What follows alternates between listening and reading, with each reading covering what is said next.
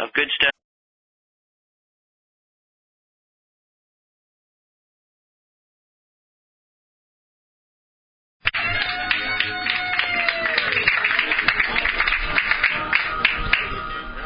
Is that a record, Jim? It's got to be. We'll have to look and see. I'm thinking it is. We have with us today Mr. Joe Montaldo.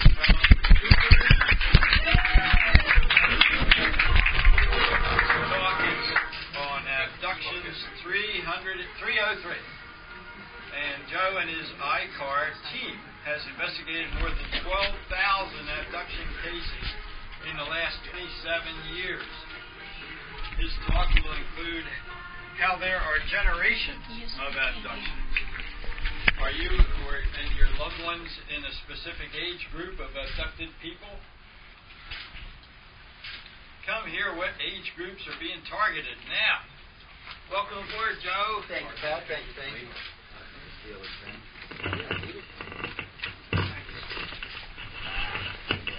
All right, can y'all hear me okay? Yeah.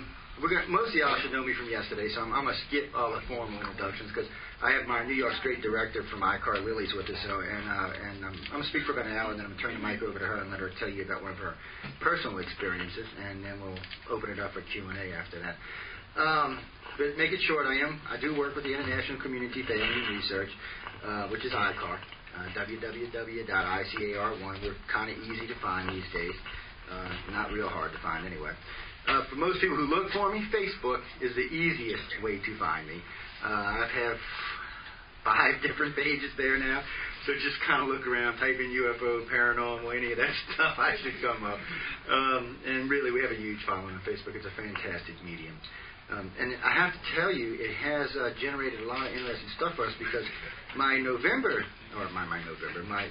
Oregon State Director, November Hansen, who also hosts a show called Voice of the People for me, just finished writing a book. We had set up a great questionnaire. It was about 100 questions, wasn't it? Easy. It was easy, 100 questions. It's still posted to the website. Anybody can fill it out. They're going to also add a reptilian and a human section to that as well, so anybody who can take it. It's interesting to watch how many people submitted. By the way, the first 25 were very famous contactees. Leah Haley is one of them. Katarina Wilson's another one. Jim Sparks is another one. Miriam Isley's another one. Marion Delicato is also in the list. So these are all people most of the community should be familiar with. So they filled the questionnaires out as well. So they were kind of like the test batch for everything coming in. Now, originally I gave November, I believe, 60 cases. Since then, we've probably picked up another 100. So I'm waiting for her book to come out in May. As soon as that comes out, we'll release it, and everybody can take a look at it. And then we'll release the other comments that came out with the thing. The reason I'm bringing all this up is because this is one of the things that ICAR does. We track abductions. This is what we do. This is what we're here for. We literally track abductions by the thousands, and that's how we do. We do comparison studies across the board on alien abductions. It allows us to formulate what we all like to call abduction criteria, which personally makes my job way easier. When somebody walks up to me and says, Joe, hi, I'm an abductee or I'm a contactee, I say, okay, why do you think that? Tell me why you think that. When they start talking to me, I am listening for keywords, for specific words that they're going to say. If in 20 minutes I haven't heard but 1 or 2 of them, no, I'm not even going to waste my time. It's more than likely somebody who's studied on the internet or has done some reading of some books somewhere, but really is not a contactee. Within a 20-minute conversation, a contactee will generally, or an abductee will generally keyword 50 to 100 times. Easy 50 to 100 times. So for us, it's a lot different. I mean, we don't accept anybody at their word. And to be honest with you, you're going to have to prove to us that you're a contactee. We're a very strict organization when it comes to certain research, especially abduction research. And sometimes we may miss out on some stuff because we are as strict as we are. Sometimes we may miss stuff. But fortunately for me, there is Yvonne Smith and Mary Rodwell and several others out there doing research as well. So every now and then what we do is we pool it. I'll invite them on the shows, get all their current research, and compare it to where we are at that moment. Usually, if you listen, there's a couple of shows I've done. If you really listen, you'll find out with myself and Darryl, Yvonne, and all the ones I just listed, we're usually about 80% in the same areas. When it comes to the grays, the reptilians, and the human abductions, we stay at about 80%. So this way we know that at least this core basis of information is extremely correct. It may not make everybody happy. It may make a lot of the researchers in the field mad.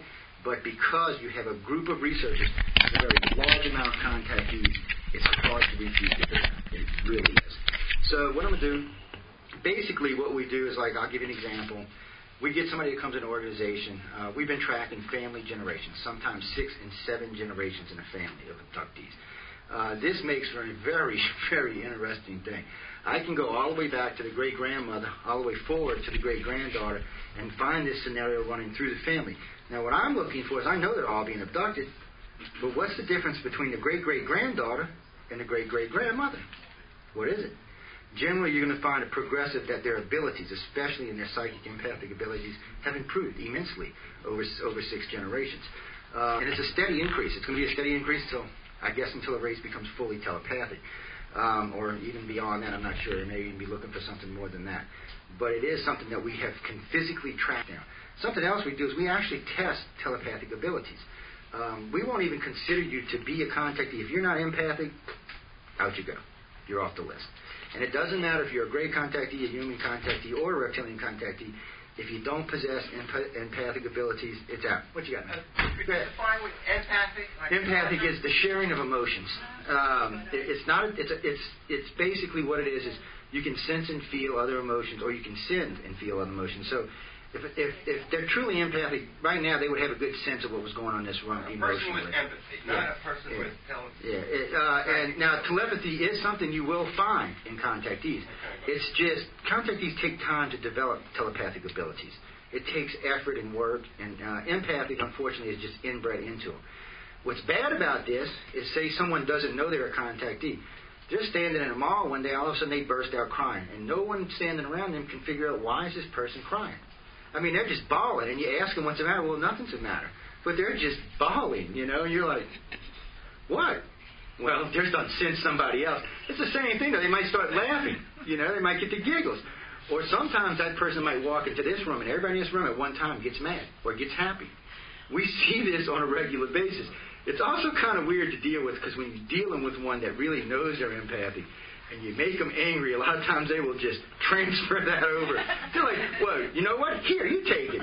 Well, it's part of research. You got to kind of deal with it. But it is something that we do look for, and it is something that we do expect to find in every legitimate abductee. How to do it, you can turn it off. Yeah. Well, you can turn off your abilities, but it's going to be there no matter what. It's going to be there. You're always going to sense it and feel it. It's also one of the reasons why half of our investigators or abductees are contactees. Now, I had to split that. If it was up to me, they would all be, okay? But the field will not allow that. So I actually have to have half of our investigators and directors are not contactees. They're just everyday people. And then the other half are contactees. Because a contactee can generally sense another contactee at 1,000 paces. They'll walk in a room and they know. Sometimes recognize the place. Some of my closest friends, before I met them, actually physically met them, I described what they looked like, what they were wearing, and things like that. It's just really weird. And all of a sudden you hear, and I can't say this because it's G-rated wrong, but you hear like, oh, how could you know that? Well, it's one of those things. Seen you somewhere. Maybe I've seen you walking down the street or something, Never been to Sedona, Arizona, but yet I know what you look like. That's impossible unless you've seen them on a ship, and then it's not. And this is also a common thing we find in contactees. What I find interesting lately is how many have been finding each other and getting married. They get married, they have kids, and they seem to have a different kind of relationship. Maybe it's based because they knew each other from the ships. I'm not sure what it is. It seems to be a much more stable relationship. It seems to be a much more caring relationship. And it's just based on something different. It's one of those things that we run into on a regular basis. Now, some people think maybe the aliens are doing this. Maybe they're pairing these individuals. I don't know. It's quite possible. I can't prove it at this point either way, so we're going to leave that in the I don't know category.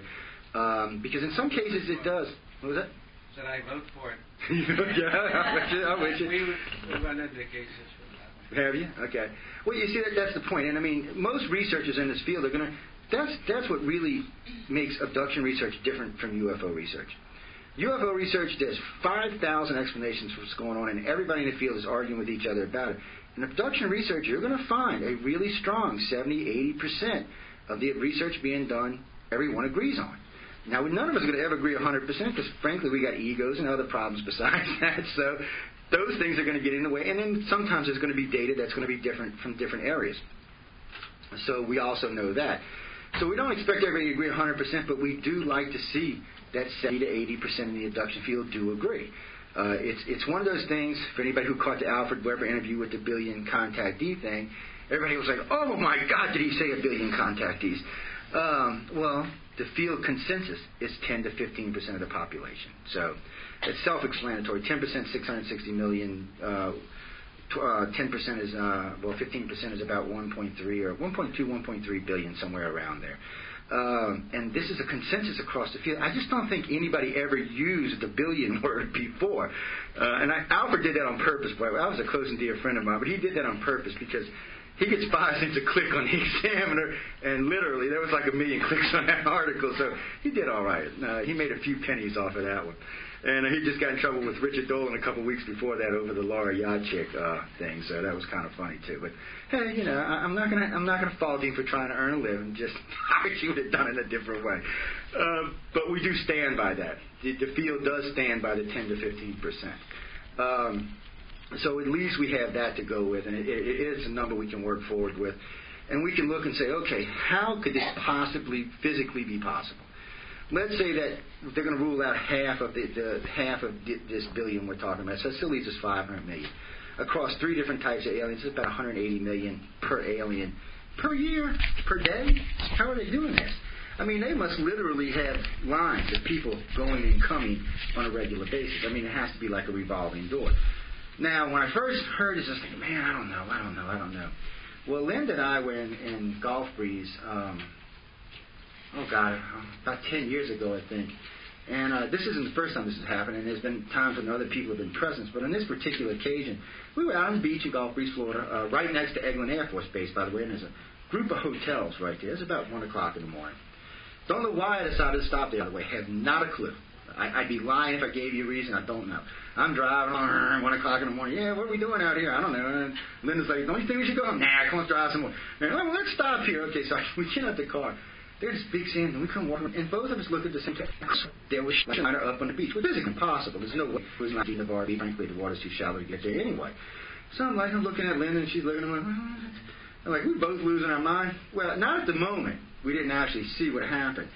But when we went back and actually went back through the memory, that was people streaming out of the hotel. Now, what's interesting about this is I have more than 1,000 abduction cases out of Gulf Breeze, but none of them live in Gulf Breeze. These are all people who go down there on vacation and get this, sometimes 2 and 3 times a year.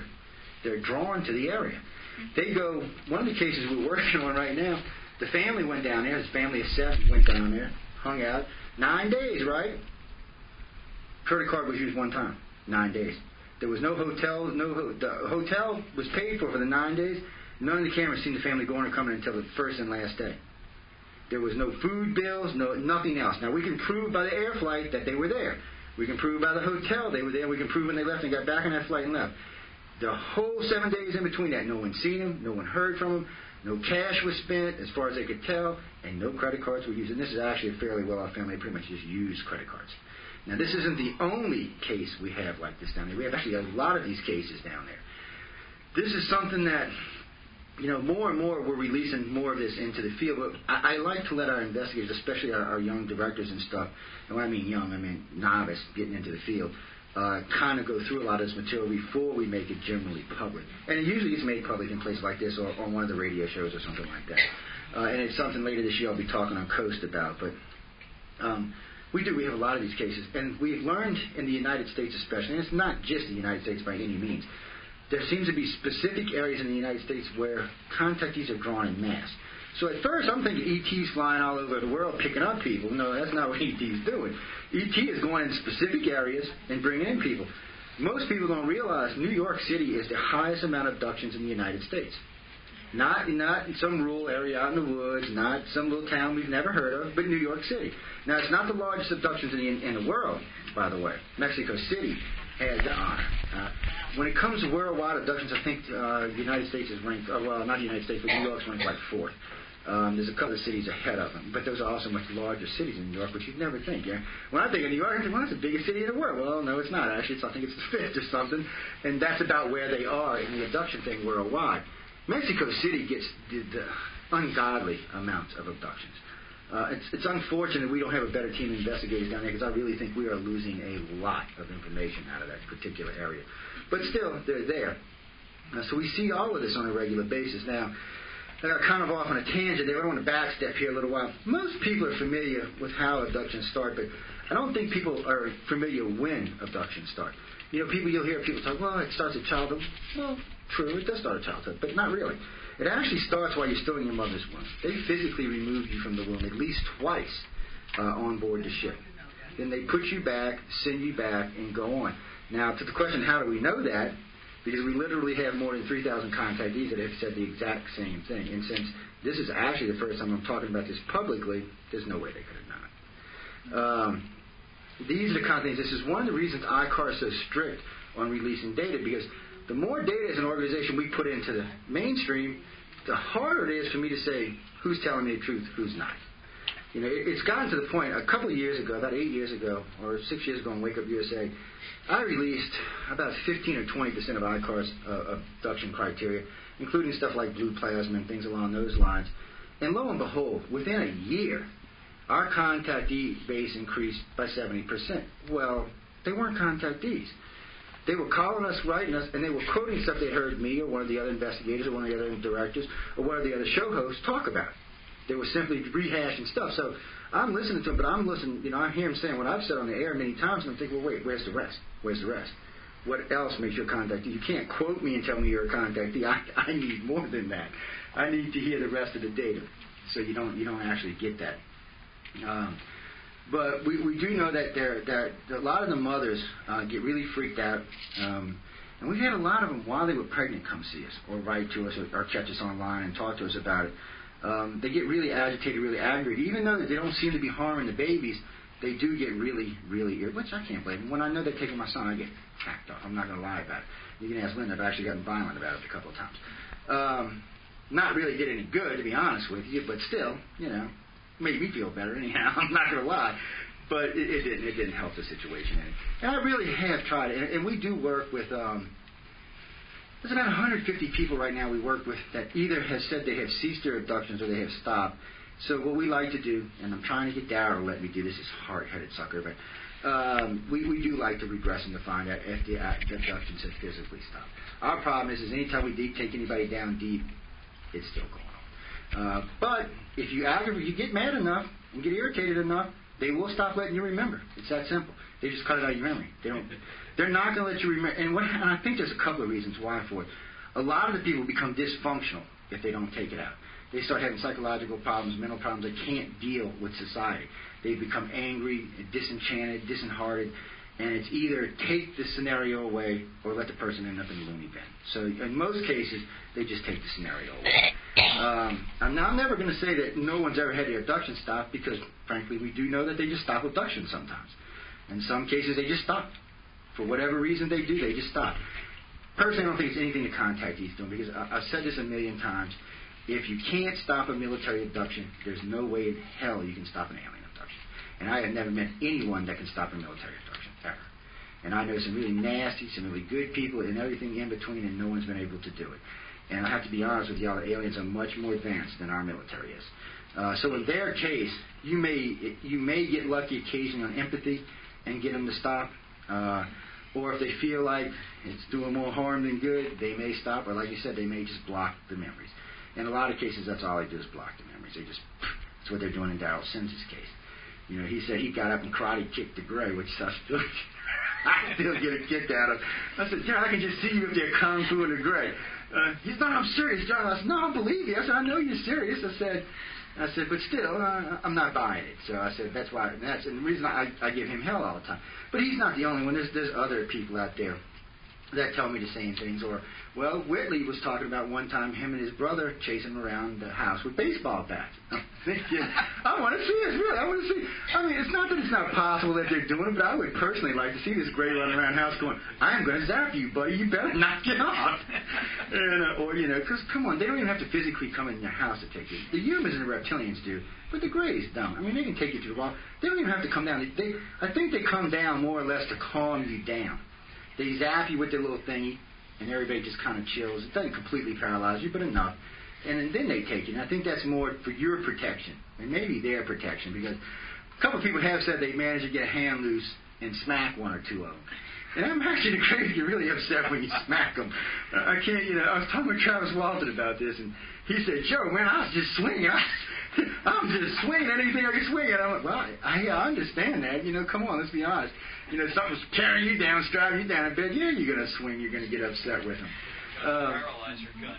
You got to wonder about that. Why didn't they paralyze that particular individual? Why didn't they let him just go ape like? Well, they get to him in time apparently, but those kind of things happen, and we do document those cases as well. But something we get a lot of: good, bad, and indifferent. What are these? What is abduction? Is it good or is it bad?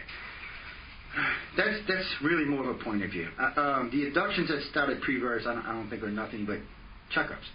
The abductions at childhood, which range between ages 3 and ages 10, usually are more playtime than they are anything else. I've never really interviewed a child who said they were scared. They'll call them my friend. I've heard this statement literally from a couple thousand kids now. They're my friends, my little friends, my little gray friends, my little bee friends. They call them all kind of things, but they usually use the word friend. So there's no fear there at all. But maybe it's like everything else in life when it comes to children. Things are taught to children, like being racist or things like that. Children aren't born that way; they're taught that. So maybe they're taught to fear, or maybe when they hit puberty, and Mr. Gray and Mr. Human and Mr. Reptilian comes and does their fun stuff, they get a little resentful. But in the young years, especially with the Grays, they seem to take them, bring them on board ships, introduce them to other children. And what I'm thinking here, and most of the researchers agree, is these are probably people that are going to be lifelong abductions with these children. They're actually meeting that young. And they will stay as a group or a core group probably their entire lives until they die. It's one of the things we talk about, the core groups, the badge groups. We found a long time ago that not only do they abduct you, but there's lots. There might be like lot A1, lot A2, lot 3, 4B, stuff like that. We found that amongst different groups of contactees, because they seem to be concentrating on different things with different groups. And there's a lot of things going on here. I mean, literally, there's literally hundreds of stuff going on. I said about this yesterday. People always say, "Oh, the agenda." What agenda? Let's talk of several hundred agendas. There's 4 or 5 primary agendas, like the hybrid programs and some of the breeding programs. Those seem to be agendas that don't sway, don't move. That are standard with all the aliens for whatever reason they're doing them. They seem to be a standard that's going on. But then there seems to be stuff like, why would you take someone's eyeballs out and set them on their chest? Why would you do that? What does that serve? Why would you sever an arm and put it back and let them watch it while you're doing it? These can only be for emotional stress, because they're numb. They don't feel it when it happens. So it's not about pain. It has to be to see how the person's going to react. One case, the lady was praying to God, and the ET looked down at her telepathically and said, well, here, see if your God can stop that. Remove their eyes and put them facing towards her. Now, what is that for? I mean, that doesn't really serve any purpose other than to scare the individual. I don't see the purpose there, unless they're trying to convince him of something else. But we get cases like this all the time. Those cases just flip me out. When people start talking about that, it just flips me out. But then on the same end, we get cases on the extreme other side, where they'll come take an individual. These individuals are usually old. They're usually in their 30s, 40s, 50s, 60s, stuff like that. Move it into the keeper modes. There's more rewards than there are punishments, I should say. Especially for the more advanced contactees, they'll help them enlighten their psychic abilities. They'll help them understand what they're here for, what they're doing, why they're involved with this.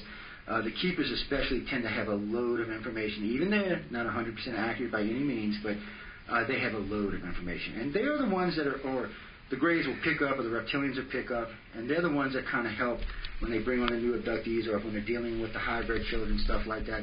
I don't like using star children, indigo children like that, because it gets really weird up in there. To me, a star child is simply a child born from a contactee. It's a simple thing for me. But for the rest of the field, it's not. It's a really heated debate. So I kind of stay out of it, because they want to start talking about indigos, which are supposed to be hybrids born from the aliens to human parents. I would buy that, except for the fact that some doctor somewhere would say, oh, wait a minute, I've never seen that kind of DNA before. Let's take this child. Well, we don't see that happening.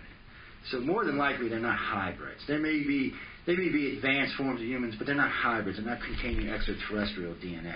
So that's why I had to differ from a lot of the community, because without that DNA to prove they're hybrids, they're not hybrids. If there's no foreign DNA, you can't call it a hybrid. It's a real simple thing.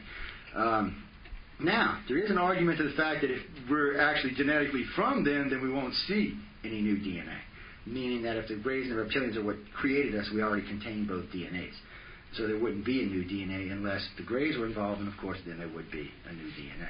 It's kind of like when you hear a contactee or a supposed contactee tell you about a planet. Well, none of the three races that we talk to speak. They don't speak English. They don't speak verbally. It's telepathic, and it's usually done with images. Now, how do you get a name from an image?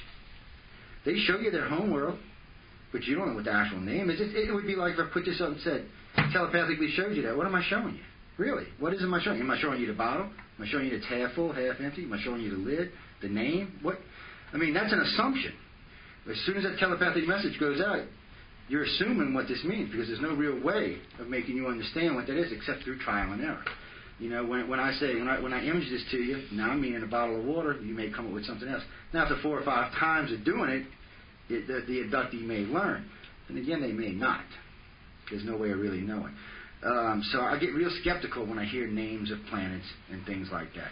Because judging from the way all the contactees talk, there just doesn't seem to be that ability there.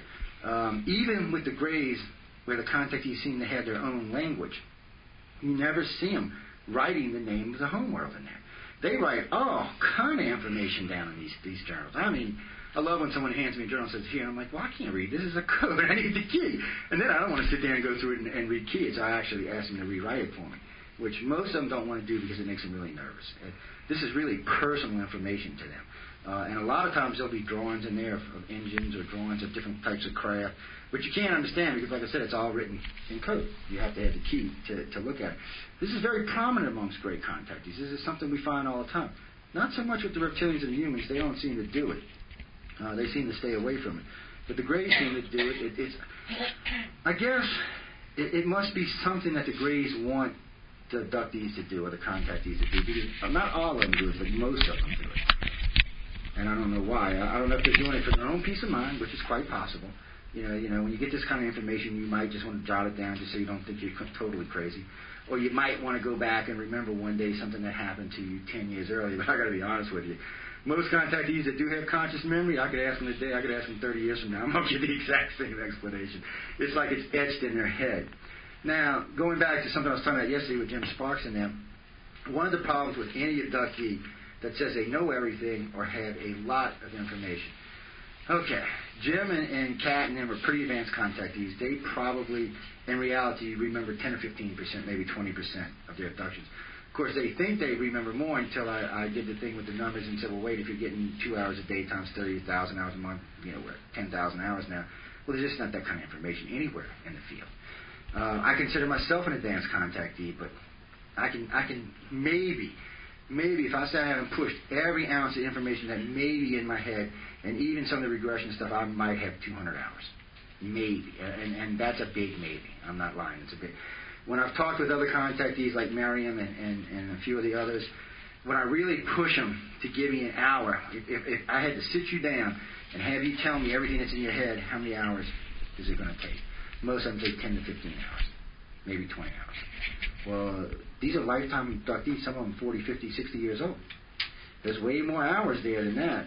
So when it comes right down to it, I doubt that any of the major contactees really do remember more than 15 or 20%. The regular contactees are probably in the 5% range, and the abductees, of course, or abductees, they don't remember anything, which I get in trouble for all the time because I do distinguish between abductees and contactees. Abductees are simply someone that doesn't know they're being contacted. They know there's something going on, they know there's something not right in their life, but they really don't know what it is. They suspect, they're starting to have dreams, they're starting to awaken, but still, they don't know what it is. Contactees, on the other hand, no, fully functionally aware. They're being abducted by aliens. They're being taken. What I always get a crack up about is from 11, start of puberty, to about 28, I tell all contactees the same thing. Do you want to remember? Because people ask me all the time, help me remember. I said, why? I said, that is the years where you don't want to remember. The things that go on from 12 to 30 is stuff you don't want to remember. And I will help anybody remember who wants to, but I'm upfront and honest with them. 90% of the time, the information in there is not stuff consciously you want to remember. Now, when they get in their 30s, 40s, and 50s, it changes. Contact, when I first got in this field, I heard somebody talk about contactees one day, and I'm like, well, wait, that's it? That's it? There's nothing else? Well, no, we understand that. It starts pre-birth, runs all the way through life, runs through children, grandchildren, great-grandchildren, and on and on. So there's lots of information you can get just from one family. You can just follow one family line. I think altogether now there's about a dozen cases we have that are more than 5 generations. And I got to be honest with y'all, those are my favorite cases by far. Because when I can look and see the progression from one end to the other end, it really gives me an understanding of what may have went on 10,000 years ago and where this may end up 10,000 years from now. And if it holds true to the way it's been progressing, we'll be a very enlightened species. Whether or not we use it for good or bad, I have no idea. Won't be here to judge it. And I don't know if anybody's going to stop us from using it either way, because it doesn't seem that they intervene right now. It seems that they just let us wander on and do whatever it is that we want to do. But when it comes to the Greys, they bring you on board the ship. They do their little routines. Now, at 11 or 12, they're going to pick you up. If you're a female, they're going to pick you up. They're going to run you through a whole realm of experiments. They're going to start implanting you at that age. And usually it runs on well into your 20s, 25, 26, 27, 28 years old. The only time they seem to stop is actually when someone actually becomes pregnant. And they do tend to stop. They don't really do anything after that. They do abduct you, but they're not really doing anything else at the time. After the child's born, again, it goes right back to the same routine. It's a steady routine. Now, this isn't by any means for every contactee that's out there, but for the large majority, between ages 11 and ages 28, this is what's happening to them. Now, once they get into the 30s, and this is really when the awakening started, we do have younger contactees that wake earlier, but in general, probably 80% of our contactees usually start awaking somewhere in their 30s. They'll start having these massive dreams where they're like, what is this? What is... And then usually after that, they'll find someone or they'll find a research forum. Now we have the internet, so which is not always a good thing, but we have the internet, so there's lots of ways to go look and see that other people are having these same experiences, having these same problems, and having these same dreams. Now, this is your dream in your head, then you go on the internet and read it. What do you think? You've never told anybody, you've never talked to anybody, and here's your dream on the internet. You're thinking, well, that's impossible. And some of this stuff is pretty, well, come on in, y'all can have a seat over there. That's just a little grave and come stand right here. It's an invisible move, don't worry about it.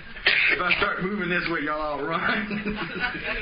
But still, it is interesting to watch these progressions. And as an organization, it's a nice thing for us. We can watch, we can tag these people ourselves.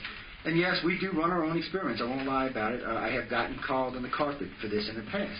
But we do program contactees. It's part of what we do. Because we're looking for specific information. And a lot of times I can't get it any other way. So we'll find, and it's all volunteer. It's not like we're doing this on the queue or anything. This is all volunteers. But we'll get contactees from different parts of the country, different parts of the world, and we'll program them. And it's real easy. It's the same thing. Give them a message. Just before they go to bed, have them repeat the message in their head several times. And have them do it every night until contact. First time they're contacted, the first thing that comes out of their head is that message. Now, sometimes, I got to be honest with you, sometimes the Greys get hacked off about it, and they do punish them for it. Most of the time, they just ignore it. Because the Greys are so used to talking and communicating back and forth and being in each other's head, it's not really a big deal for them. It just really depends on what the question is. Most of the time, they do ignore it. They just answer the question and let the contactee go on with their business.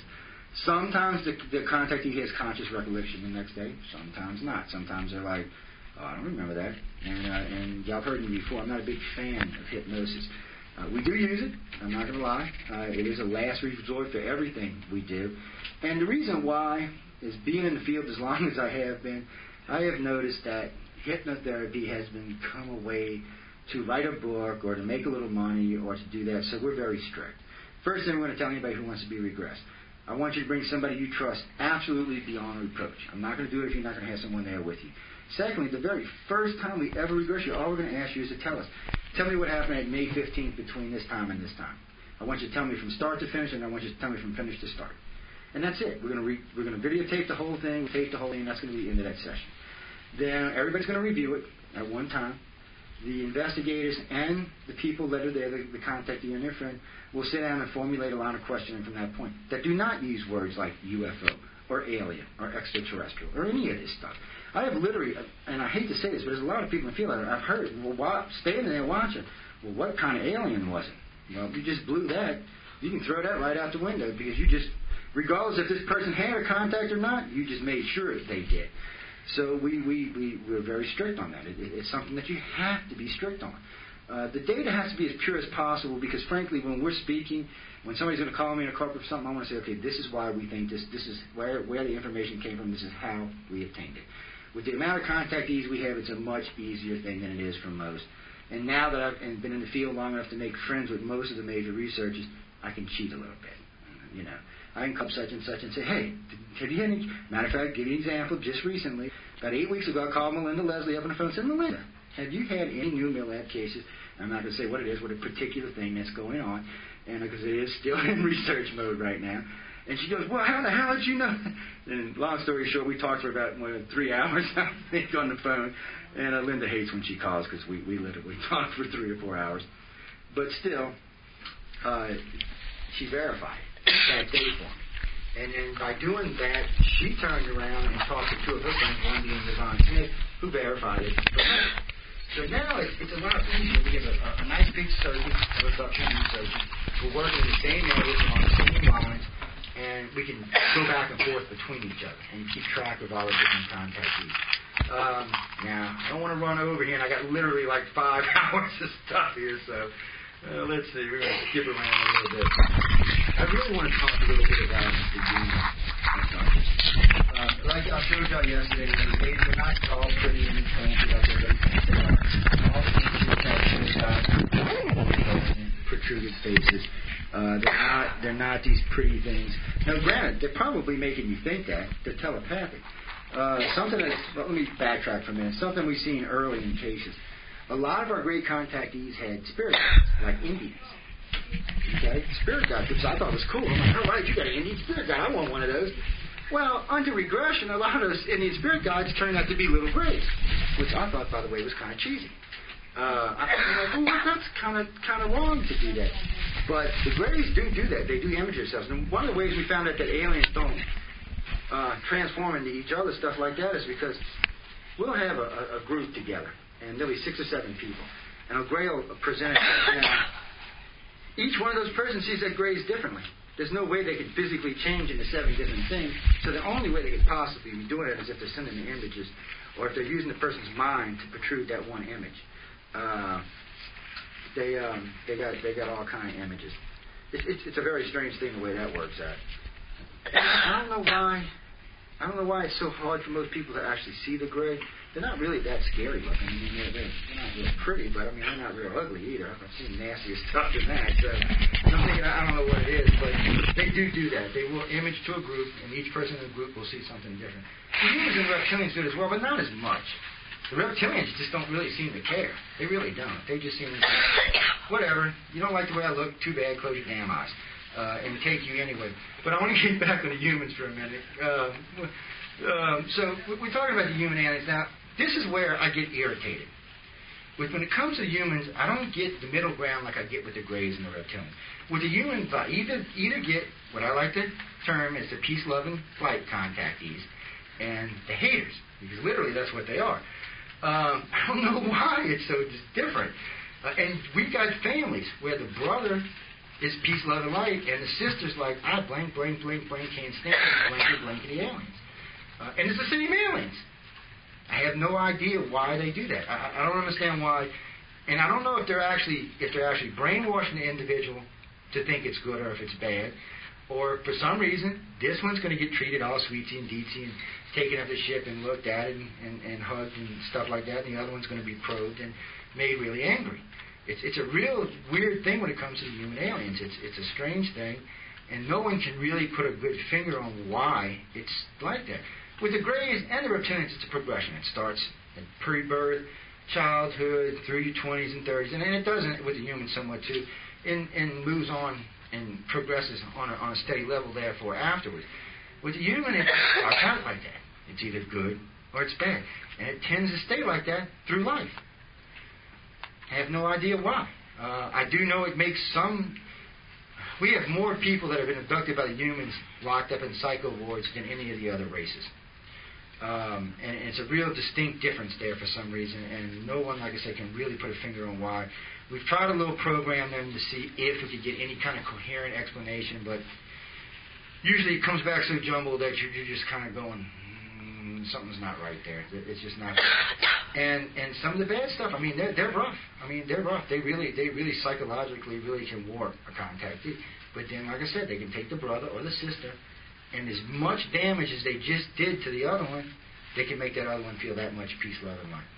So what is this? To put the brother and sister at odds, or the two brothers at odds, or the kids at odds, or the parents at odds, to see who's going to win?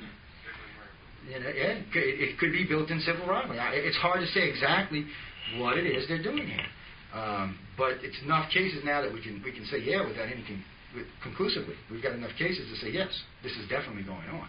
There's no ifs, ands, or buts about it. It's like with the reptilians. The first time someone wrote to me and said, "Well, the reptilian raped me," I was like, "Don't call me anymore." Really, that's what I said, which was wrong on my part, by the way. And I do, believe it or not. I will tell you when I've made a mistake or when I'm wrong. And 30 years of research, I have gone back and said, you know what? I messed up. I was wrong. This was not right, and this is why it's not right. I've got a firm rule when it comes to ufology. We need to police ourselves. We need to correct ourselves. It's why I brought up the Hill case yesterday. Because we really do. When something's not correct, we really need to be the ones that correct it. But going back, we got the reptilians now. In these cases, and I said this yesterday, with the reptilians you have to be forceful. Anytime they come in and they take you for any reason at all, they're going to do whatever they think they can get away with. It's plain and simple. It's not that they're being mean or anything else. It's just they want to get as much done as they can at one time. And, of course, if you're willing to let them do it, they're going to do it. They're going to do whatever they think it is that they need to do at that time until you say to stop. Now, when certain experiments, you're not going to get them to stop no matter what, because, frankly, they've got to get the data for it. But like what we were talking about yesterday, when ladies that say, or the men that say they come in and actually take them, rape them, stuff like that, you can stop that. You just have to stop that. You just, like I said, you have to be forceful, and it has to be more in a mental than it is in a physical. But you have to project it, and you really have to project it. It has to be put out there. But with the reptilians, they have different kind of technologies. The Greys technology seems to be seamless, flawless. Most of it's based on telepathic design. One of the first things we learned is the way the Greys slipped into the ship, the way the ships themselves had been seen. That's why, like I said yesterday, I had problems with Roswell. They found I-beams at Roswell. Grey ships don't have I-beams. So you had to wonder whose ship was actually crashed out there.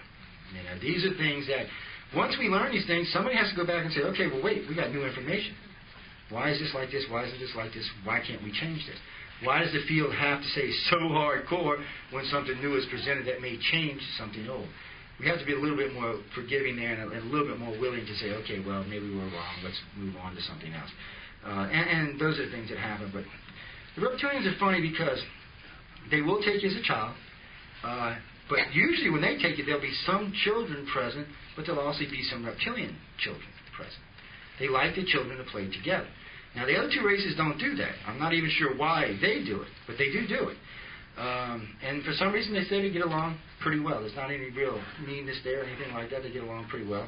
And it is one of those things now, are these children, they letting them play with hybrids? I don't know. It's possible that the children they're interacting with are hybrids. But until one of the reptilians comes and say, Joe, that's a hybrid, we're guessing. We really are, but it's one of the things we do. With the Greys, they let them play with other children. With the humans, they do the same thing. They let them play with other children. They don't let them get involved with the other hybrid children or with the other children that you see on ships that may belong to the other races. That usually falls into the keeper's hands. They're usually the ones that are going to handle the children, handle the hybrid children, handle the different types of children. Because hybrid's not always a good word. Sometimes you will see a gray child. Now, you can obviously tell it's not a gray, but you can obviously tell it's not human either. So it's not really a hybrid. It looks more like, I shouldn't use the word mutation, but it really does look more like a mutation. They have these children, they have the hybrid children, and then they have, I guess, their own children. But the keepers and the parents get to deal with this on a regular basis. I cannot literally tell you how many contactees have told me about seeing their children on board ship, and it doesn't matter what race it is. I mean, literally at this point, I mean, it bothers me because of the sheer numbers. If this had started in the 50s and we were talking about 100 or 500 or 1,000 people, I'd say, okay, it's something much different. But when you start thinking that they've been here 10,000 plus years, I mean, we're talking probably an enormous amount of children. Even if they were only abducting 1 in 100,000 people at 10,000 years ago, that puts almost a full half the population today with alien DNA. And that's if they were only at 1 in 100,000. And today's ratio seems to be higher than that. So, I mean, that's a lot of people. So where are all these children? What are they doing with them? Where are they? They're not putting them here. What are these children being used for? See, these are the things that bother me. And these are the things I have problems with because, you got to wonder, the Greys aren't really, they're not really bad. They're not really good. But they are running these hybrid programs. And literally, you have 3 or 4 different types of programs being run with these children, and they're taking them somewhere. In the old days, they used to think they ate them. Well, we don't think that's what they do with them anymore. But still, I don't know what they're doing with them. I don't know where they are. All I know is you can't access them. You can't find them. And at certain points on board ship, parents are allowed to see them. Sometimes they see them when they're about yay big. Sometimes they see them when they're full grown. Sometimes they see them in between. Sometimes the parent, dependent on the parent, is allowed to interact with the child from birth on up until older ages. I did notice one thing. They do seem to grow rapidly. They don't seem to grow at the same rate we grow at. Because you'll have a mother that will see one. First time they see it, it's about this big. And they figured she took it just a couple of months. And then they'll see maybe 2 or 3 years later, and it's full grown. And so they're growing at a very accelerated rate. Maybe it's... Go ahead. Is that possible that they're seeing them at different rates of their age because of time travel? It is possible. You can't rule it out. Versus, our time versus their time? It is possible. Maybe they're growing at a normal rate, but we're just... Well, they might be. If the Greys do like they do with their contactees and they step them out of time like they do, it is possible that they are stepping their children out of time and letting them grow at that rate. And then when they step them back in, of course, for us, it's been years it's passed. For them, it hasn't been anything that's passed. Well, it has, but it hasn't as far as we're concerned. It hasn't. So you can't rule stuff out like that. You can't. That's stuff that you have to leave in the research and see where it takes you. Because occasionally you'll run into stuff that may push one way or another way on that. And that's one of those questions that will probably get proposed and put up for the Greys. Right now, 2 of my Texas State Director and our Boston State Director, our Mass State Director, are working on a new list for that, a new list of questions to put to the contactees. So that'll have them include that in there. And in line with that, you were talking about the same aliens, the great-grandmother and the great-grandchildren. Well, again, if they're able to step out of time, maybe we're looking at the same aliens because they're traversing throughout the family's timeline versus them actually being 2,000, 5,000 years old. See, I thought that at first, but then I realized something. Prior to just 15 years ago, we had missing time, which means the Greys hadn't quite figured out how to step out of time yet. This is a new advent for the Greys. It started about 95, 96 is when we started finding the gain time. Now, it doesn't mean they didn't possess this technology ahead of time. I can't say that. But they weren't using it. They didn't start using it until around 96 or 97. Now, something else that's interesting about this is the Greys have shown progression from the Egyptian time to the day. Their craft have changed slightly. Even their appearance has changed slightly. So you can see an evolution even in them in our own history over the last 10,000 years, which I find that extremely interesting, that we can actually watch them evolve in our societies, which, of course, they're not a member of our society. So it's a very interesting thing to watch in itself. Where it's going to all end up, of course, we're all guessing. I can't think that all 3 agendas are good for the planet. I got to think at least one of them is, but I can't think they all are, because there definitely seems to be some differences between these 3 races in the way they interact with each other and the way they behave with each other. A lot of our Milad cases down in Florida, and there's an underground facility on the Eglin, which we've had literally now probably 500 or 600 contactees talk about. And they all describe it the same way, so you can take it to the bank that that's what it is. They've all had the same things happening to them down there, and literally, these are things that you can use to track. You can keep tracking forward, keep moving forward, keep moving forward, keep seeing where it's going to take you, where it's going to end up. And the other thing about that is oh wait, lost where I was going there. Sorry about that. Bring talking about the military labs. Yeah, they because of the military abductions while they're there, sometimes the Greys will be present. Not always, but sometimes the Greys will be present. We think the Greys are present when they're working with specific contactees. because they're worried about the government getting access to something they don't want him accessing. So, of course, they say, okay, well, we're going to be here while this is going on, where the red-headed doctor comes in. This is a very interesting gentleman. He has now been seen in more than 50 countries. Pretty much always described the same way, about 6'5", 6'7", big guy, maybe 280, 300 pounds, always in green scrubs. Some people say his hair is kind of orange, some say it's red, some say it's curly, some say it's flat. Basically, the same description of the same guy. For the last about 40 years, he hasn't aged at all, apparently. Matter of fact, a couple people say he's even a good-looking guy. But yet, he's there. He is definitely a hybrid of some kind. Now, if he's a human alien hybrid, gray hybrid, whoever hybrid, I don't know. I don't know who he actually belongs to, but I know he's there at a lot of these mill-lab things, which suggests that he's not actually working for the government, he's working for one of the aliens. But the reason I'm bringing this all up is if he's there, or if the reptilians or the humans there, and the Greys show up, they instantly give way. I have had contact, you say the Grey comes walking down the hallway, everybody just moves over. They just move over, they get out of their way. Apparently, the Greys can be quite aggressive and quite hostile with both the human and the reptilian race. Now, when I got in this field 30 years ago, I thought the Greys worked for somebody like the humans or the reptilians. Well, they do work for somebody. They work for the light beings. They keep a sharp eye on both the reptilians and the humans, and they do limit what they can do. Or else, I think a long time ago, these two species would have got into it majorly over this planet. They definitely do not like each other. All you got to do is read the history to figure that out. Everywhere you see the human aliens in our history, which is pretty much every major society, you see the reptilians intervening with it. What I've always thought funny about that is in the Egyptians, the Sumerians, and the Mesoamerican, and the Native Americans, they all like the reptilians. Okay. And so I find that extremely interesting. Because that was another thing when I got into the field. I was always being taught that the humans were here to save us and be our friends. But the evidence doesn't bear true to that. The evidence bears true that the reptilians are the ones that gave us self-awareness. Even the Christian Bible says that. The serpent gave her the apple. And now that's an argument in itself. Was that a good thing or a bad thing? Should the reptilians not have intervened and left us as a dumb race? Would we have been better off? I don't know. Yes, in Chinese astrology, there's a being known as Fohi, and it says that he was a divine avatar, and it says an avatar is an incarnation of a previous being. It says that it was said of Fohi that he had the head of a man and a body of a serpent, and that he taught his people, the Chinese, and they always worshipped the snake and the serpent, he taught his people astrology and the meaning of marriage and all these other things. So that was evidently a reptilian. And they're not the only ones that do that. The Dogon have pretty much the same story. Yeah. The Sumerians and the Egyptians pretty have the same story. And we were just talking about this earlier today about the Mesoamericans, the Mayans, Aztecs, and the Incans. In all the pictures you see, the reptilian is holding the bringer of life. The human is holding usually the bringer of death.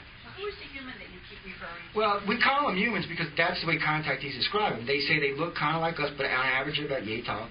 And in the old days, they said they were real. Well, let me retract. In the new days, saying around 1950 this way, people started describing them as peace-loving light beings that were really beautiful, really tall, and really gorgeous. Like the Palladians, you mean?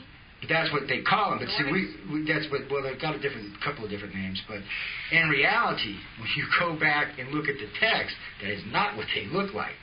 I was showing them yesterday on the thing. There's pictures of the Egyptians. Yeah, they're not all that beautiful. They're not all that pretty, and they really don't look. I mean, they look like us to an extent, and you can see maybe if they had created us where some of our DNA came from. But we obviously don't look just like them, and we obviously do have a reptilian section in our brain. We can't escape that. So we can see, I mean, you have all this ancient text that's 7,000 years old. And all of it says the same thing. You have one race that came here and created us, another race that interfered in the creation, which created the species that's alive today.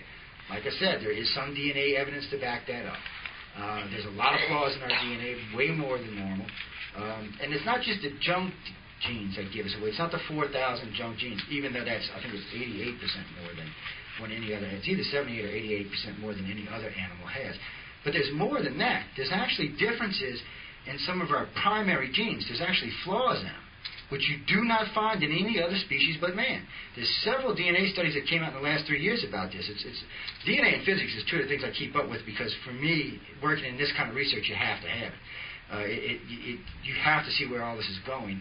And really and truly, there really have been some really good DNA studies that suggest, well, I'll quote the guy from Harvard, looks like something intervened in our DNA.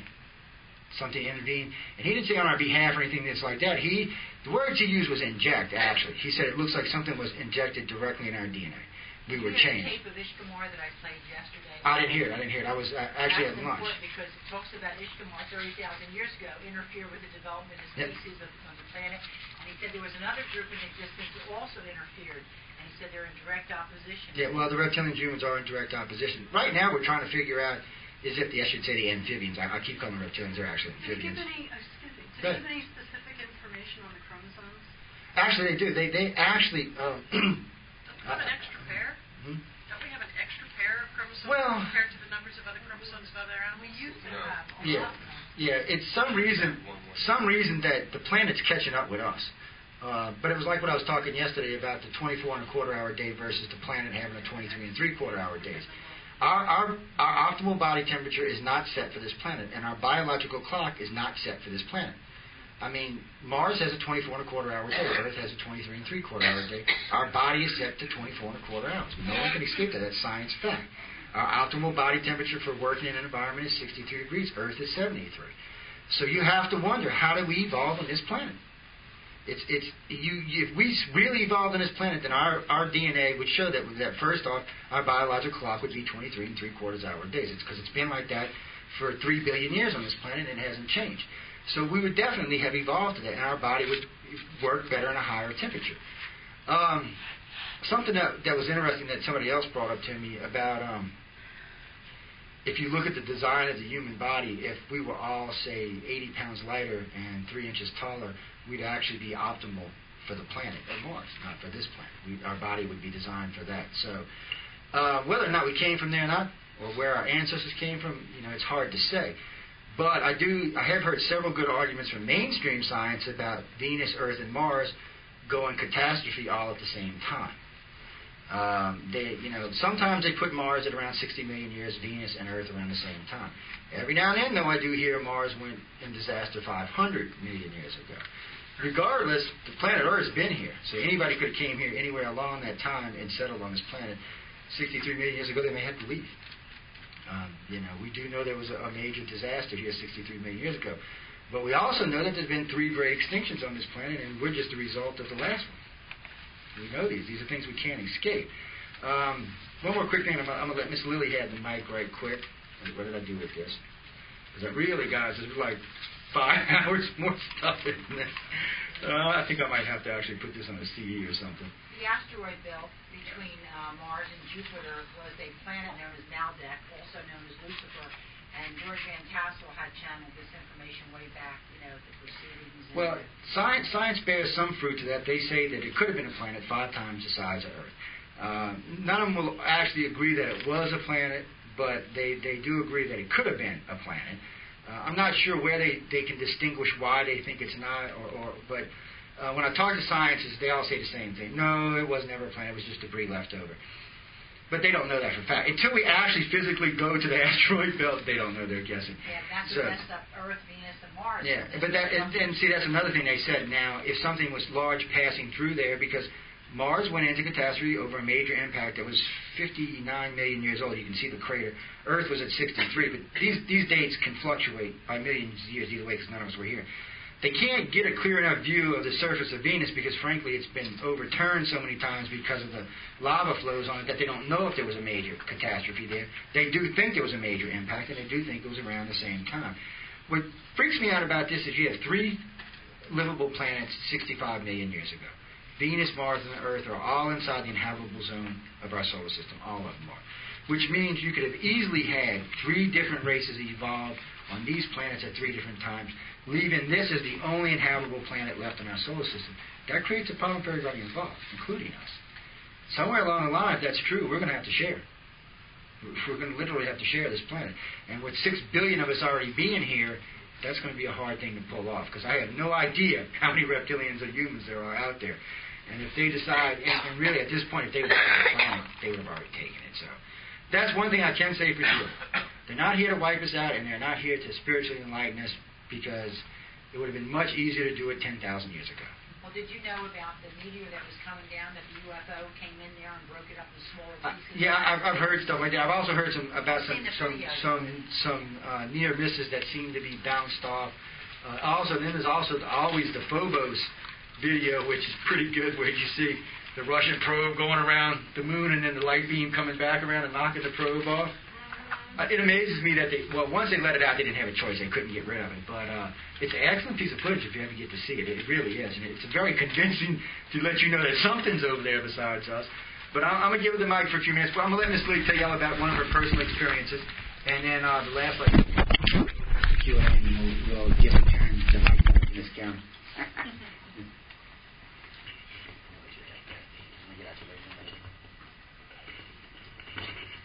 Hi, for you who don't know me, my name is Lillian Waters.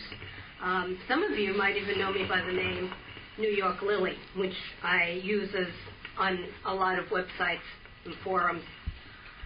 As you heard Joe tell, New York City is the fourth largest city with fourth in the row of most abductions. And I'm one of them. I've lived in New York City all my life, and my experiences pretty much go the way of what Joe said about different times during the life you get certain things. Like as a toddler, I had an imaginary friend. Actually, I had two. I had one who was an enemy and one was a friend. And we had fun. We played games. And later on, I started to wonder who this one was. And I realized that he pretty much fit the pattern of the abduction experiences I had later on. In high school, I had what I believe was 3 abduction experiences. In 1980, 84 actually, I had another one. And I was becoming more aware of what was going on because I would wake up with marks on my arms, little holes, after things that felt like injections. But there was no way anybody could be injecting me. And in 84, I was floated out of my apartment with someone behind me who was faceless, wearing a suit. And his tie was like flapping up. And his hair was standing up on end, when nothing else was amiss in the neighborhood. It was raining out. And we were floated into what looked like one of those round-top automobiles from the 50s. And then that vehicle floated us down to the high school athletic field that was just across the street from me. Floated down the street and down to where a fence was low. And then floated over the fence and down to the high school. And as we were floating down there, I noticed that everything was very bright white. And I thought to myself, isn't that nice? Snow in August. And there was this little white being. Well, it was a being down there. It looked like he was wearing one of those white hazmat suits. And once the vehicle got down to where it was almost to the ground, I don't remember anything after that. Well, the next morning, I woke up, went to the window. I saw it had been raining out that night. And then I went and I looked out, and there was a white line that went exactly the direction and to the places where the vehicle I was in went, until it got to where that low fence was. And then there was no more white line. It was August. It was the first, August 4th. So there was no snow. What I think happened, there was bright white light down on that athletic field. So I put that in my mind, like, these are cases that are piling up in my life. And I just kept it in my mind. I'm thinking, okay. But things really started to happen in 2008. In the times between, I went to school, took care of my dying my dying grandparents was in the 70s, took care of my dying mother, worked, did a lot of things you normally do. And then I got laid off from my job, and I had all this time in my hands. So I started to go to conferences, and things just seemed to fall into place. I went on a Ranger Park walk out in Staten Island, and I thought that walk was supposed to be, walk was for a place in the park where there was a spot where nothing grew for like 40 years. Okay, that would put it back to the 1960s. When I got there, I found out it was from 1975, where there was like almost a landing, and it burned the trees, and it singed the ground, and nothing grew there.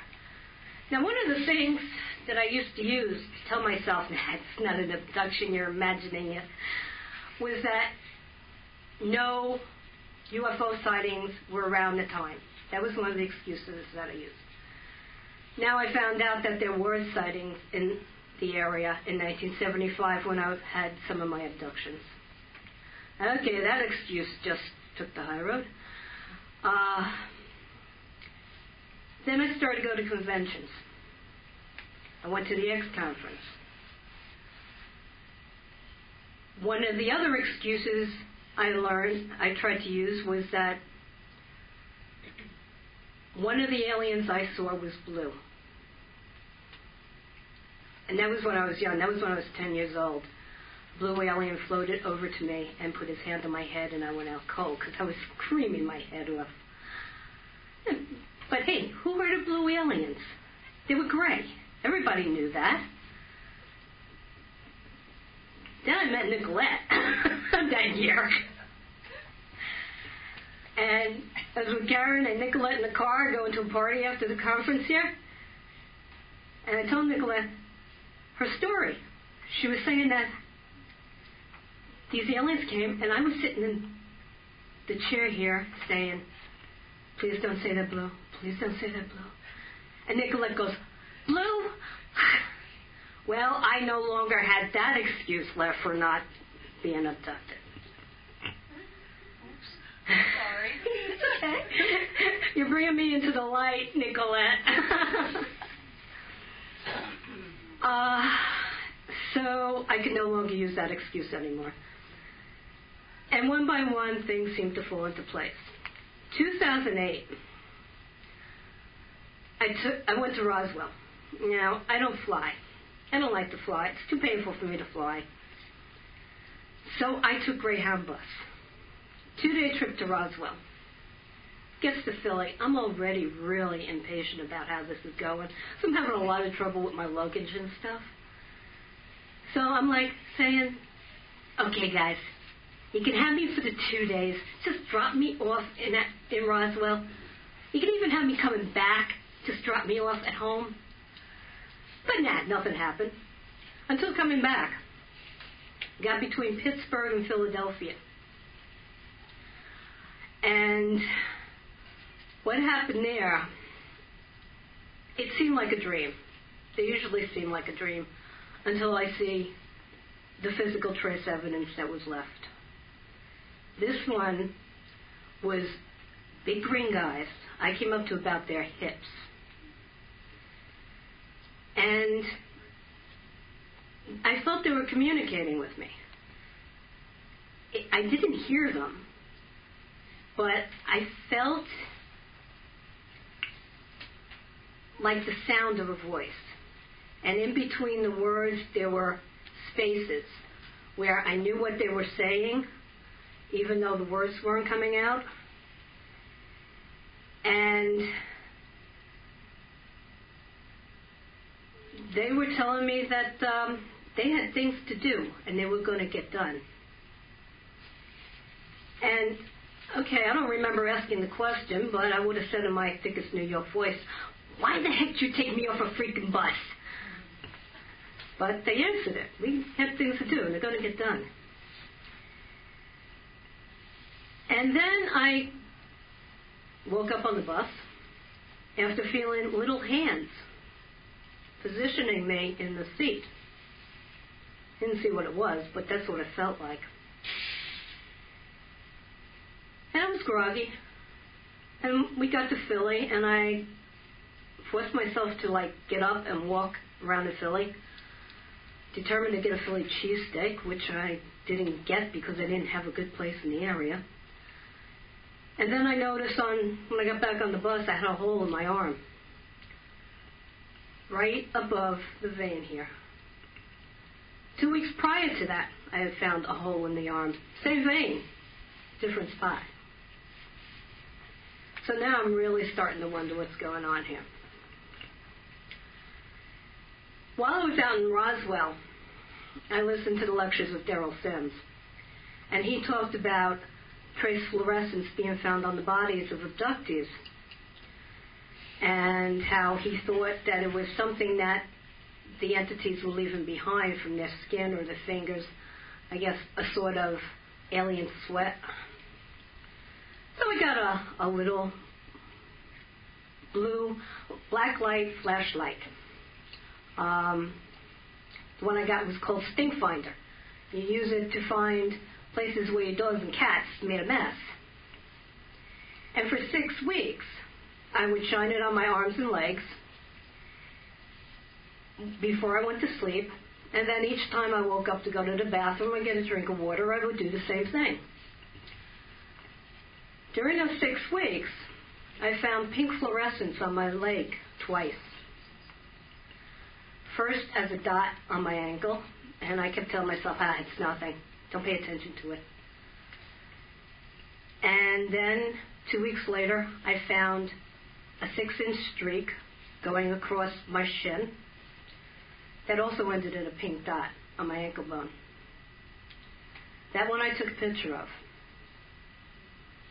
It was pink in the black light. When I took a picture of it, it came out like a greenish color. Someone I know on an internet site whose job it is to photograph fluorescence told me that I need to take off the automatic white balance in my camera. I said, okay, I'll file that away. But in the meantime, I'm like, what is this that's on my leg?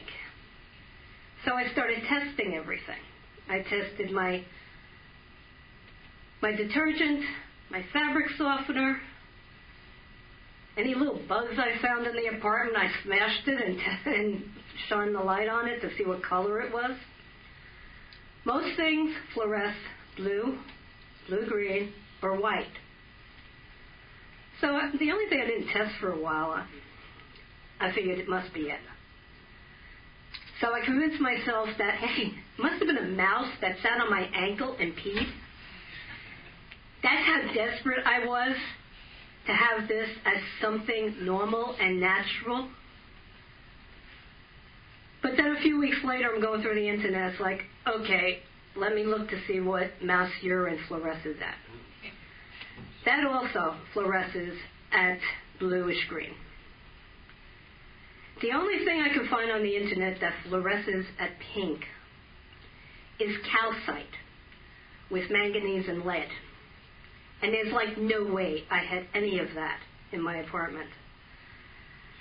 That for me was the last straw. I knew something was going on here, and it wasn't from around here. So it woke me up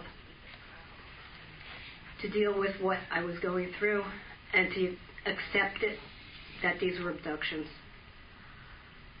Granted, I still don't have any physical evidence, which I so much want. But I am going to be starting the scans of the black light again. And I already have one person lined up to analyze it. Yeah, that's my phone. What great timing. It's on you. Not by radio. Got your number. Well, you hear what it's playing, right? It's playing the X-Files.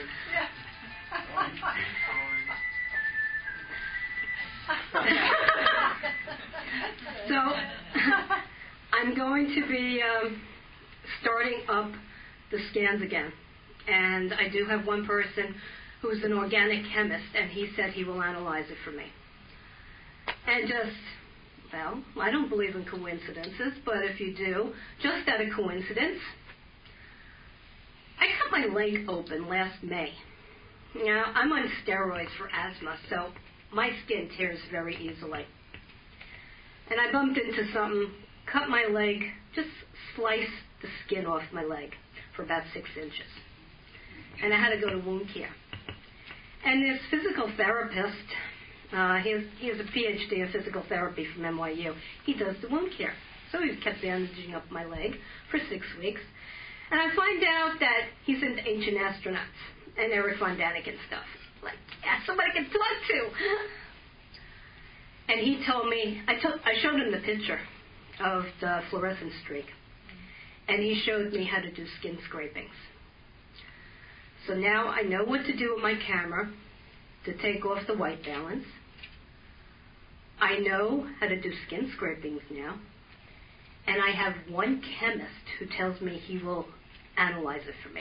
I'd like to get some more chemists because I would like to send it to different people independently so I can see if the results are the same. But at least I have one now. So now I'll be starting to do that again. And hopefully I will get that pink streak because I so much want it. I don't want my abductions to stop. If my abductions stop, I'm not going to know what's going on. And I want to know what's going on. Plus, over my lifetime, I've developed a relationship with these guys. I believe that some of them are grays and some of them are reptilians. And whether or not I like it, these are my neighbors. How many here like all their neighbors? These are my neighbors. I've developed You love your neighbors? Do they have neighbors down there?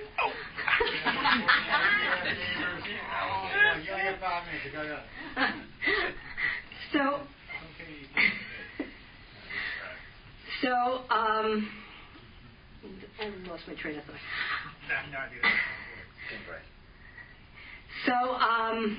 You like your abduction? Yes, thank you. I want these to continue. I've developed a relationship with these guys, and I want to see the relationship go further. I want to know about them more. I'm sure they know a lot about me, but if they want to know more, okay, that too. But I want this to continue so I can find out more. Thank you.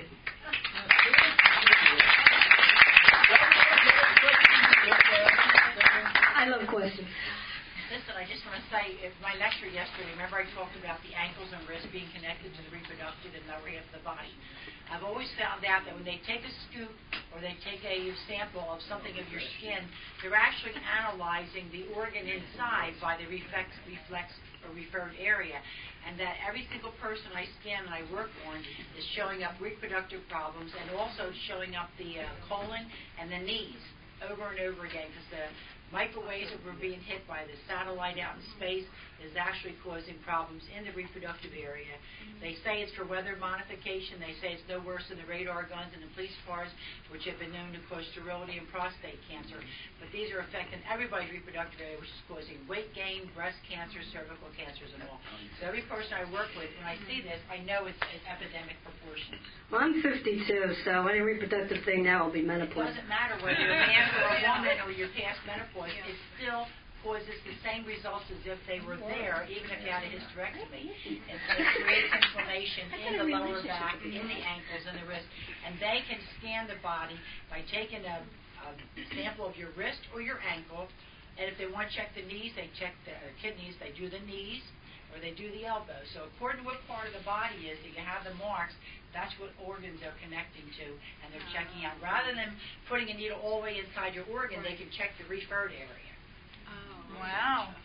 They're going to put in needles into my organs. They better knock me out cold. I've actually accidentally bit an EMT trying to put an IV in me, so they better knock me out cold. Because I actually had the triangular mark on my wrist, which I know is reproductive. I'm taking another check on my left ovary, which is showing up more than the right ovary. On everybody. Any questions? Yeah, about the pain. What would you like to know? Well, I wondered if some of your memories, that you had said were dreamlike, have you had any of, where the visions of where you see your abductions from start, to being taken up on a ship, like being sucked up out of the, from the ground to the sky, or whether a ship coming down and, putting light on you, or anything like that, where you had those kinds of vivid dreams? As a teenager, I remember being floated out down my 4th floor apartment. They actually used the door with me. I assume that it's because we had tree branches less than 3 feet away from the window. So I'm assuming that they can't go through anything alive. I also saw my mother being floated out. And I was screaming at the guy, "Where are you taking her?" The pink fluorescence, I had no dream at all. If I didn't find that pink fluorescence, I would have had no idea that anything had happened. Yeah. Did you have night terrors as a child? Were you afraid of being kidnapped? No, but I insisted on having the closet door locked. Okay. And I used to check under the bed also. I did have a dream one time of Batman and Robin putting snakes into my bed. Now, you laugh at that, but when I remembered the blue guy, it was actually in a flashback. And what I would do, I still do it, I put memories onto music. And one time while listening to Lou Christie's Lightning Strikes, I had this flashback of these two beings floating me on a ship. I was already on the ship. And I started to panic because I couldn't feel the weight of my body on the guy's hands. So I knew something was up because there wasn't anything under my feet and I'm just floating around. At that point, a blue-skinned being came off of like a platform, floated right into my face, so close I could see pores and lines in his skin. Put his hand on my forehead, and I didn't remember anything after that. But when I woke up no, I wasn't asleep then. I had actually been sitting on the sofa, just doing regular sofa setting, when that flashed back. Listening to Lou Christie. And after I remembered that, I said to myself, no wonder I hated Batman growing up. So remember in the comics, they used to make the mask glow blue? Yeah. These were blue-skinned beings with black suits. Yes? Well, hasn't anybody tried to handcuff themselves to their bed rail? Oh, yeah. There have been. I haven't. No, actually, not only that, we've actually had. Actually, MUFON actually started this out. It was a program called Compact, where they actually went in, set up environmental equipment so they could test the barometric pressure, movement in the house, set up videotapes. Literally, I can't tell you how many contactees, including myself and my wife, we've tried to videotape. This is what you get. Videotapes running along. Okay, we're there. Okay. All of a sudden, there's 8 hours of and then boom, we're back. Really? Doesn't show anything going on. Doesn't move. I've tried the aluminum foil in bed, the baby powder on the floor, all kind of stuff just to get a footprint, a print of any kind. Doesn't work. And the reason why I think it doesn't work, it's not that I think ET's all that smart and can figure it. It's just when they scan you, they know you've done it. As soon as they scan you, they're like, yeah, whatever, dude, come on. You did what? Hold on, we're going to get rid of this. They read your mind. And that's what they're doing. They're reading your mind. So it's in as far as I know, as far as terrestrial-based technologies goes, it's not going to stop the grays in any form or fashion. So it gets pulled out. I'm going to do y'all a favor, because Lily's going to be on the show with me in a couple weeks. But this is what we've talked about today. This is actually what we were going to talk about today. So there's probably another 3 hours in there at least. What I'll do is, a lot of this is actually available on the station at UFO Undercover. There's a couple of archives we've done that's the reptilian abductions, the gray abductions, the human abductions. It's all already on audio tape. But some of this stuff isn't in there. So probably later this month I'll go ahead and put a lot of this to audio and make it available on the net. I'm just downloading it for free. It's at .org, paranormalradio.org. Okay, did you say it was only the Greys who had the technology to pass you through a wall? Yeah, as far as we can tell, the humans and the reptilians can't do it. Usually when they take you, it's through an open doorway, an open window, something along those lines. They don't seem to possess that technology that allows you to just move through matter, or whatever they're doing. They're probably just vibrating in matter that lets you pass through it, but that's what it seems like they do. When Lily was saying about she don't want abduction to stop, I can't tell you how many contactees have told me this. And when they first started telling me this, especially the ones that I knew were having really, really nasty contacts, and I said, would you like to stop? Would you like us to get rid of the memories? No. I'm like, why? And a lot of times it's just because they want to know. They want to keep it going. And some of the young ones realize that by listening to other contactees talk that this will change further down the line. One of the things we're going to be doing at Contact 2010 this year is ICAR will probably show up with about a dozen, maybe 24 contactees at the conference. We do that so people can talk to them, and they can talk to each other. It also frees up my time a lot because, frankly, people like Lila and a lot of the other directors for the organization, the other contactees, can answer a lot of these questions. So it doesn't... Contact 2010 is Stephen Bissett, Washington, D.C. this year, October 26th and 23rd. Something new he's doing. Of course, we got the X conference, in 2 weeks, right? 2 weeks, yeah. So the X conference is in 2 weeks, and then he's got Contact 2010, which will be involved with quite a lot. As a matter of fact, he wrote me a letter just yesterday asking me what I wanted to be involved in. I was like, nothing. I just want to show up. I'm like, no, I just want to show up. Because he will, I'll tell you what, Stephen will work you to death. He even tell you about anything. He's a taskmaster, man. He's a good guy. But there will be a lot of contactees there and present. Now, not just from us, because from what I've been told about this conference and what it's going to be, Yvonne Smith will be bringing contactees with her. Mary Rodwell will be bringing contactees with her. Darrell Sims will be bringing contactees with them. This will be the first time this has ever happened anywhere. You will have at least... Yes, you'll be there. Well, actually, I imagine several people here will be there. You're going to be there, so we'll have more contactees there. But really, this is something that's never been done before. This is all the top researchers in the field bringing the people they're working with to the conference, so everybody can talk to them. You better set up some cameras, because you're going to have some 8 hours of blank. You got that many contactees in one place. You know, you're going to have it's interesting you brought that up, because in Laughlin, was it 2007, ICAR showed up with about 40 members at the conference, because every now and then when we go, a lot of times, depending on where the conferences are at, there'll be more of us there than other places. Bunch of them showed up. Yeah, we're there, 7 days, long conference.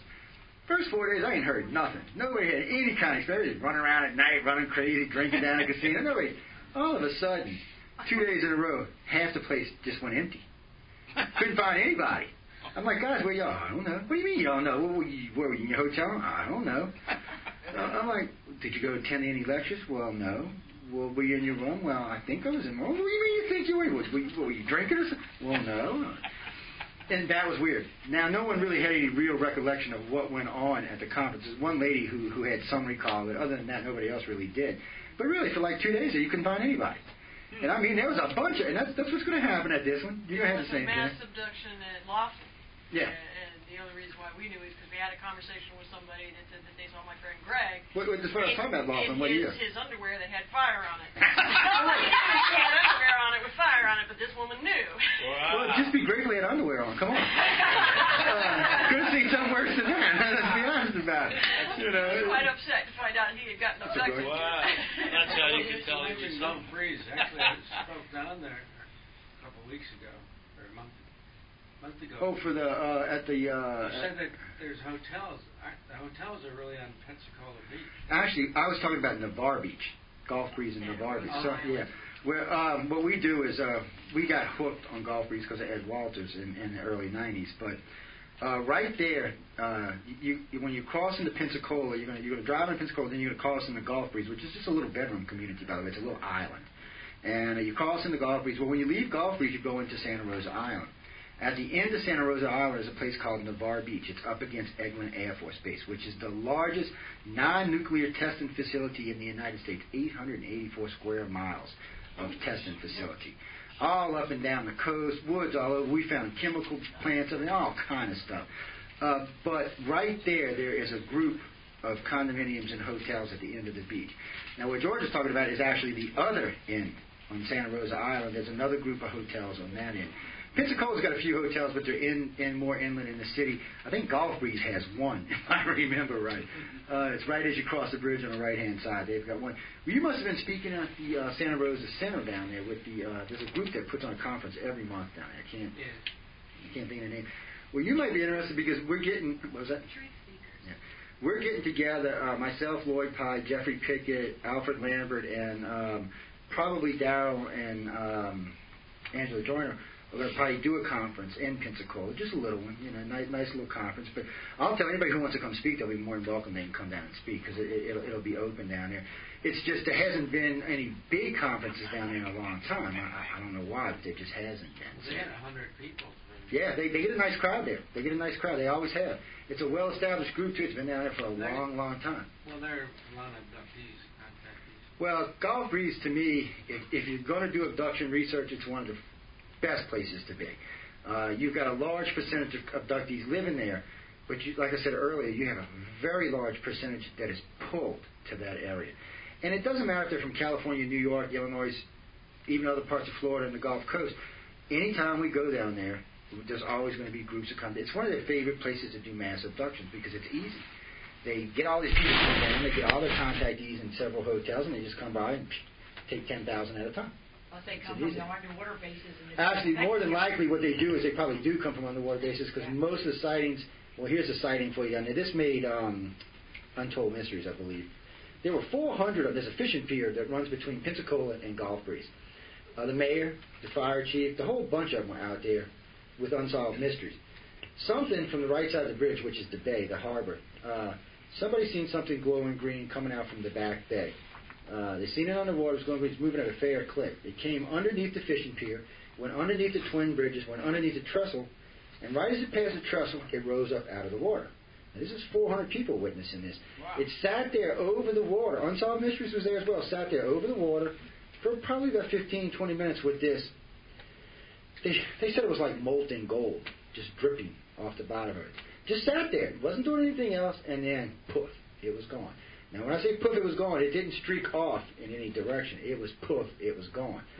We've got two types of UFOs, it seems like. One that opens and closes doorways. That's why contactees and sighting people say it was there, then it was gone. Well, that's literally true. It opened the door, took off, and was gone. And then we have some cases where it just streaks off. It just streaks off. The Greys don't use that kind of technology. They just open and close the doorway and go in their merry business. I'm not sure which one of the ones is actually streaking. It's probably human aliens. It might be both the human and reptilians, but still, we do have both types of cases. And Gulf Breeze is a hotspot. Gulf Breeze is not the only one, though. Just looking at the coincidence of that big military base being right there. It's not the only one either. Yeah. Well, you got a Herbert Field down there, which is a special ops base. Then about another couple of miles down there, and just before St. Joe, after Panama City, after St. Joe, there is a biological chemical testing facility for the U.S. Air Force in one of the largest forests in the United States. Matter of fact, Lynn and I were driving through this forest, by accident, by the way. 5 hours, didn't see a person, not one. Wow. The whole time I'm thinking, did we just get picked up? Because really, I mean, 5 hours. So wait, so it's funny. So Linda said something. I was getting a little worried. She said, well, why don't we just turn around? So we turned around and drove 5 hours out and didn't see anyone. This is a major highway, by the way, that runs through this forest. If we got picked up, I don't know. There's no memories. Which road was it? It's between where and where? Well, it's between it's between St. Joe and Tallahassee. Actually, between St. George and Tallahassee. Oh. It's quite a good ways down in the Panhandle. It's beautiful down there. It's actually gorgeous country down there. The sky is beautiful, forest beautiful, the beach is a beautiful place to be. Aliens seem to love pretty places. Well, no, because Portland, Oregon, or I shouldn't say Portland, Oregon, but Seattle, Washington, and Puget Sound is another very hot spot for abductions in the United States. Mm-hmm. It is an extremely hot area.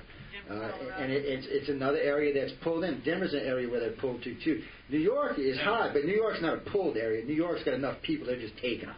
You might get some people wandering in from Philly or from New Jersey or something, but really they're just pulling the New Yorkers. But the places like Oregon and places like that, they're actually being called to these places. Vancouver, by the way, is another one in Canada.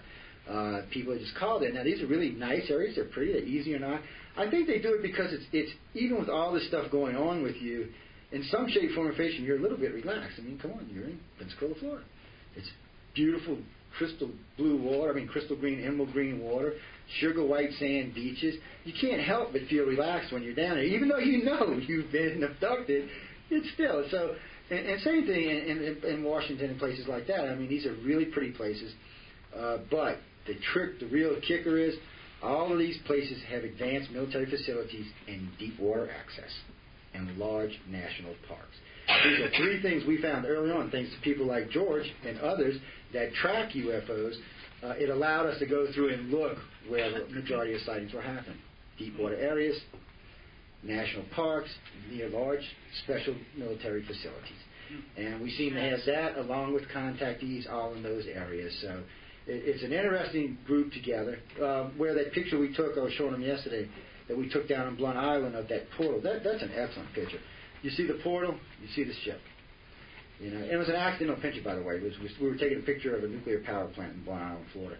And actually my Texas State Director was.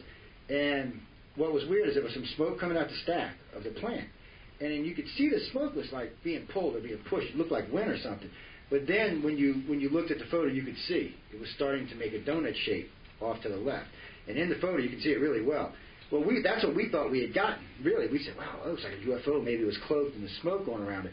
It wasn't until a couple weeks later somebody else was analyzing the photo and found a ship moving past the stack headed for the center of this thing. That's when we realized it was actually a portal, not a ship. It had been opened up and the ship was going towards it. This is all, by the way, on the ICAR website. You can see it for yourself. It's also on the Coast to Coast website. You can find it there as well. This kind of stuff we make publicly available because we're not the only ones taking pictures of these. I know we're getting close on time here. You good? You good? Okay. All right. Well, thank y'all guys. Appreciate it. All right. How you guys? Wow, fantastic talk, huh?